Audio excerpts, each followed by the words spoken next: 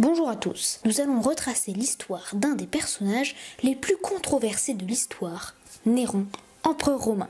Dans cette vidéo, nous allons retracer son histoire et surtout faire la lumière sur le mystérieux et gigantesque incendie de Rome, à cause duquel Néron se fit accuser d'avoir fait brûler la ville pour la reconstruire à son image.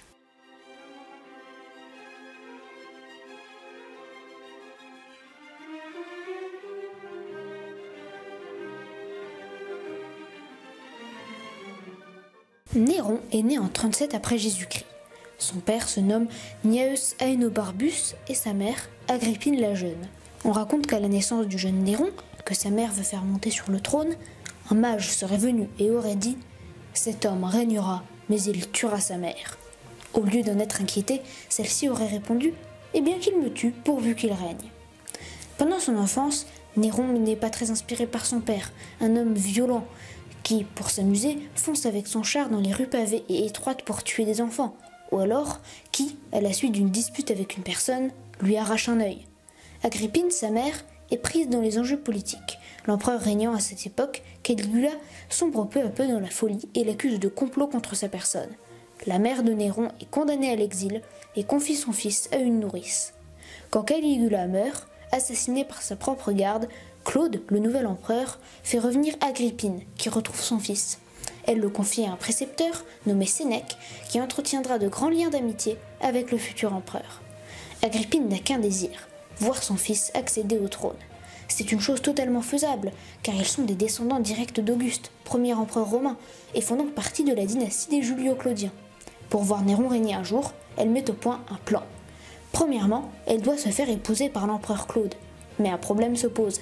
Agrippine est la nièce de Claude, et la loi romaine interdit l'inceste. Mais Claude ne s'en soucie pas et modifie la loi à son profit. La mère de Néron est donc impératrice. Deuxièmement, il faut que Claude adopte Néron, car Claude a déjà un fils, Britannicus. Heureusement pour Néron, Claude accepte de l'adopter. Mais au fil du temps, le plan si minutieusement orchestré par Agrippine perd de sa valeur. En effet, Claude commence à voir clair de son jeu. Il ne reste plus qu'une solution à la mère de Néron, l'assassinat. Étant donné que Claude est très glouton et voue une passion pour les champignons, Agrippine lui en prépare un plat empoisonné. Quand il en mange, Claude est pris de malaise et on fait venir un médecin pour que celui-ci lui chatouille la gorge avec une plume et lui fasse vomir le poison. Malheureusement, la plume est sans doute empoisonnée et fait mourir Claude. Néron est maintenant empereur à 14 ans. La maturité, mais pas vraiment.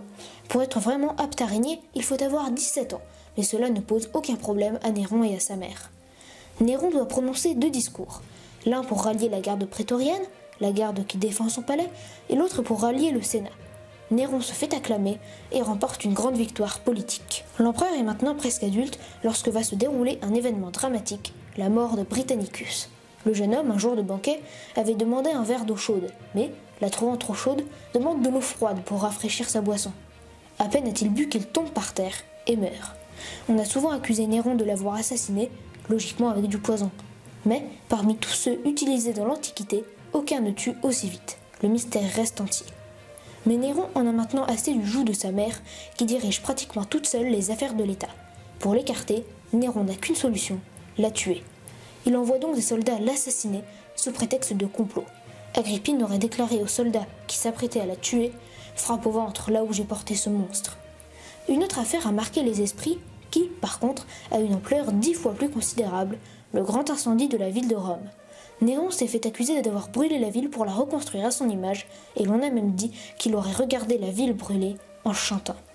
Nous sommes le 18 juillet 64 après Jésus-Christ, par une nuit venteuse, au Circus Maximus. Celui-ci est bordé d'échoppes construites en bois et sont chauffées par des braseros. Selon les sources, une personne aurait laissé des torches allumées qui ont incendié les échoppes de bois.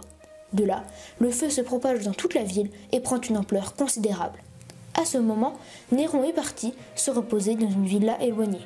Quand il arrive à Rome, la ville brûle déjà depuis 2 jours. Contrairement à ce qu'on dit, Néron n'est pas resté statique à regarder Rome brûler. Il a aussitôt pris des mesures énergiques et a fait intervenir ses pompiers. La technique de l'époque consiste à faire s'écrouler le bâtiment en feu pour étouffer ce dernier.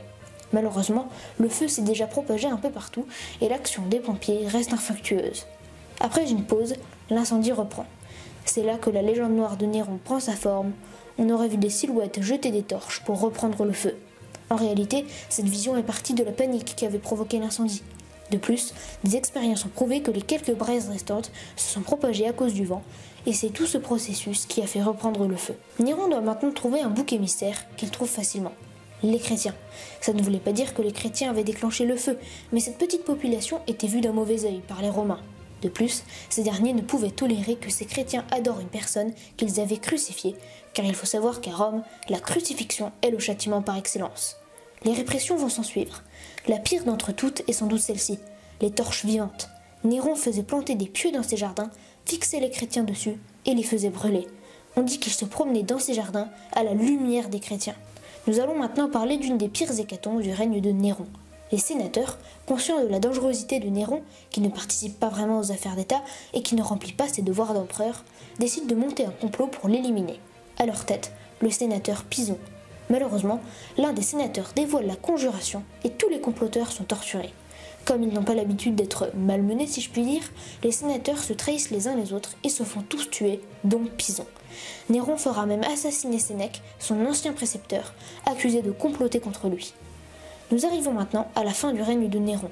Celui-ci sombre de plus en plus dans la mégalomanie. Le Sénat le déclare alors ennemi public et la garde prétorienne l'abandonne dans son palais. Néron se réveille seul, va frapper à la porte de ses amis, mais tous lui ferment la porte au nez. Il aurait alors déclaré « Je n'ai plus ni ami ni ennemi ». Il s'enfuit alors dans la villa d'un de ses affranchis et lui demande quel sera le châtiment s'il se fait attraper. Réponse, on lui mettra une fourche autour du cou et on le flagellera à mort. Voulant à tout prix éviter cela, il décide de se suicider. Il s'enfonce un glaive dans la gorge, mais ne le fait pas bien, tombe sur le sol, des geysers de sang sortent de sa gorge, son visage se contracte. Il aurait déclaré avant de mourir « Quel artiste périt en moi ». J'espère vous avoir appris des choses et je vous donne rendez-vous très bientôt pour un prochain podcast.